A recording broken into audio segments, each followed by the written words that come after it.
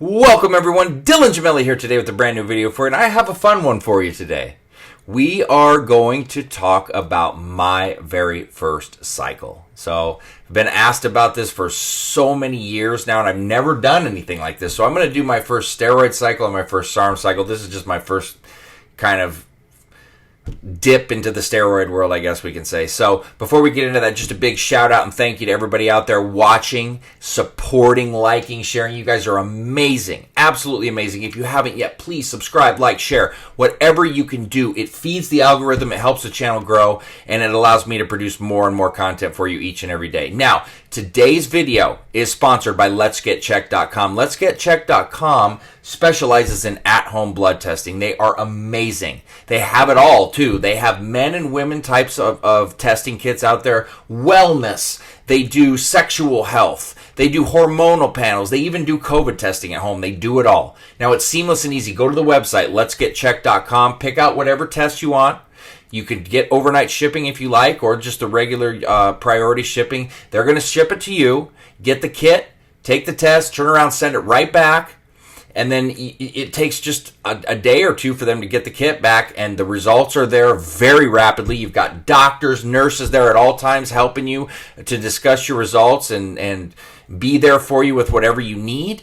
So go to the website, put in the code Gemelli30, 30% off your entire order. My gift to you, everybody, because we know blood work is imperative. So let's talk about this one. This is going to be a fun one for me today, okay? Little drive down memory lane. But, you know, and it's good to look back on these things and you can see the mistakes that even the people that because I'm just an everyday dude anyway, all right? I'm doing YouTube videos for you, but let's just say the mistakes that we all make. People that are more veterans in this, even. We all had to start somewhere, and we had to learn somewhere. That's what I try to tell everybody.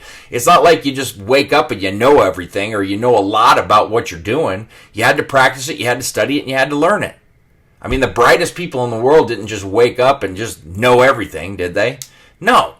They had to learn. So we all learn is my point, and so don't be ashamed or like think you're new to this. We all were new to this at one point. I just started studying it a lot younger. I just didn't use them when I was studying them because I knew I was too young to be using them. But I put in a lot of time and effort studying them. And what really piqued my intrigue into this whole thing was because I'm such a huge sports fan. And when the whole baseball, steroid era kind of got going, I was just, right there at the end of my teens, late teens. And so I started studying them then. Now, granted, we're going to talk about my first cycle. My first cycle was right at the beginning of 2012, right as I was turning 30. Now, what did I use? This is actually quite embarrassing, but my first cycle, and I think like a lot of us, especially in that time, because it was so popular, was a Prohormone. It was Helidrol, which is just a clone of H-drol. Pretty strong Prohormone. So Helidrol was made back then at Mr. Supps at the time. Actually, they're still in business now. And they were sold on the Need to Build Muscle website. And I was just starting off as a rep for Need to Build Muscle, and that's kind of what drew me to it. And I had studied and learned so much about the products as, becoming a rep for a place, at least for me, and not everybody does this. But I wanted to know everything about everything. So I took a long time studying and learning these particularly and kind of decided to go that route instead of injectables right away.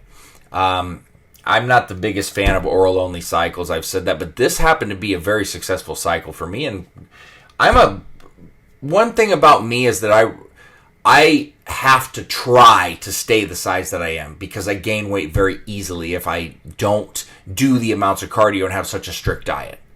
I can gain weight very quickly, and I've been there, and I just don't like it. I don't have that comfort there. I can go back and show you pictures of cycles. I was 30 and 40 pounds bigger than I am now, but I don't like it. I'm not comfortable at that weight at all, and my wife doesn't care for me to be that size either, which is great because then I really don't have to worry about it. But I'm a very hyper responder, so I did really well on this cycle because at the time, and I still remember this. It just moved to Maui like 6 months before I started this cycle, or actually it might even have been a little bit less than that. So I was living out there. My parents had moved out there, and I was kind of refreshing my life and starting over. And so I was kind of working on bodybuilding more. Like I wanted to get bigger because I really hadn't gone that route before. And so I wanted to really kind of push it now.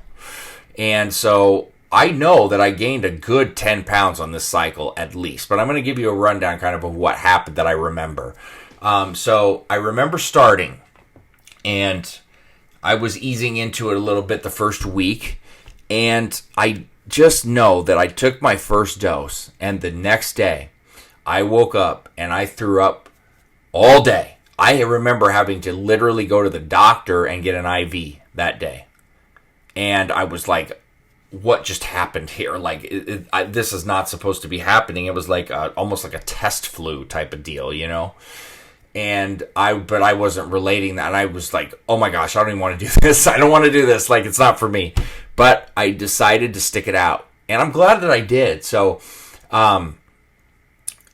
one of the things about me too is that, like, my dad and his side of the family, they were, just automatic, like they had that pre-existing gynecomastia, so I had it too. Now you couldn't tell as bad on me because I was so cut and lean, but I knew, and you could feel it. All right, so I didn't know how steroids were going to treat me on that, because Helidrol is not something that really converts to estrogen, but I could tell after a couple weeks on it that I was feeling puffy. And I knew it, and I especially knew because I wasn't gaining fat anywhere, so there was no reason for me to be puffy there. So I started another OTC aromatase inhibitor that was formostanzol, which got banned also, and it's not around at all. That was the shit. That product was the shit. It not only got my estrogen under control, but it cut me up extremely nice. I don't have the formula right in front of me. I didn't, because I forgot that I even used that until I was talking about this video. I was just going to talk about the Helidrol. But, it was a sweet product. I swear to you, one of the best OTC, which if you're new to this, it's over-the-counter products ever. It was the shit. Seriously. But anyway, my strength, I remember within the first 2 weeks on Helidrol was like boom, boom. And I was like, wow, this is awesome. Through the roof, lifts that I definitely hadn't done on my own before. One of the things that I remember was my blood pressure. And I was not using the amount of protection that I needed, even knowing better. I was testing the waters kind of, and my blood pressure, went up in that first 2 weeks, which kind of made me panic because I never had that, and I remember immediately started to go get the cycle support and start taking that right away. And then it totally fixed itself, especially when I stopped using it. That went right back down to normal. And I think because I was getting stressed out about it, that was making the readings higher, for a while. But I know that by the time we were done, that it was a very big change. And I had logs posted. It would say, and this is how corny I was, Dylan Gemelli gets hella ripped on Helidrol. And I mean, how freaking corny. But I, if you look it up, it might still be out there. It was taken down at some forums back then, things that happened, and me going with competitors and them being pissed, and how that goes, and the stories here and there, which I just didn't feel like dealing with, and that's neither here nor there. Anyway, I know that it was extremely successful. I remember I chose to use Toremifin instead of Nova or Clomid for my PCT, and it worked extremely well for me back then, and it was a research chem Toremifin, and I remember it working very well. I had a great recovery, no problem at all, and it was a very, very, very successful cycle. One thing I remember, though, and this still to this day holds true for me, every time that I get to like week 5-ish on an oral, even Anavar, the only one is Proviron, I start to get that terrible lethargy. And it's obviously with the hitting your liver is going to, and causing liver problems is going to cause that lethargy. And man, I still remember even then, and I got a little greedy, took my dosing a little high, and I wanted to kick it to a 7th week. Well, I learned very quickly that was a bad idea. All right. But, it's kind of like you put your hand on, test the stove, even you know it's going to burn it, and it burns it. Some people will keep doing it. I did not keep doing it in terms of trying to go 7 weeks on anything. I was like, okay, I see, I get it, and it's not the end of the world. So, but yeah, that was my cycle on Helidrol. It was actually very good. I would actually probably consider running an H-Drol clone at some point again, maybe, or an Epistane or something like that for a Prohormone. I don't love Prohormones, but there's some damn good effective ones out there. There's also some garbage ones out there that I think are far too toxic for what you get. But there's definitely H-Drol, Epistane, Trenovar. There was a product called Katanadrol. It was like an 11-OXO. Those were bomb. Like, they were the shit. They really were. So there was some good ones out there. It's just, and I'm gonna actually have videos coming on some of these. I think we should be discussing them and putting knowledge out there on those as well. But hey, there you go. Hope that was fun for everybody and you gained some knowledge off that one. That being said, stay tuned for plenty more to come. Dylan Gemelli signing off.